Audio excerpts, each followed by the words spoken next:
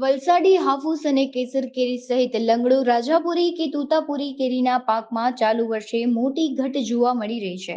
તેનું મુખ્ય કારણ વાતાવરણનો પલટો તેમજ ગ્લોબલ વોર્મિંગ છે. માવઠાની અસર સાથે કમોસમી વરસાદને કારણે માત્ર 25% કેરીનો પાક ઝાડ પર જોવા મળી રહ્યો છે. આ સિવાય વલસાડ જિલ્લાના ઉમરગામ તાલુકામાં હવે આંબાવાડીઓ આંગળીના ટેરવે ગણાય એટલી જ બચી છે અને ખેતમજૂરો ઉદ્યોગો આવતા ગાયબ થયા છે. તેમજ ખેતી ખર્ચ સામે પાક ઘટી જતા તેમજ ફળમાખીનું પ્રમાણ પણ વધતા આંબાના પાક પર મોટી અસર જોવા મળી રહી છે.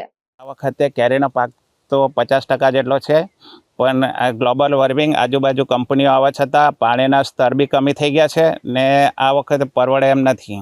અમારા વાડીમાં કેસરનો 50% માલ છે ને 50% ઝાડો આવેલા છે ને હાફૂસ છે ને રાજાપુરી ને બદામ છે.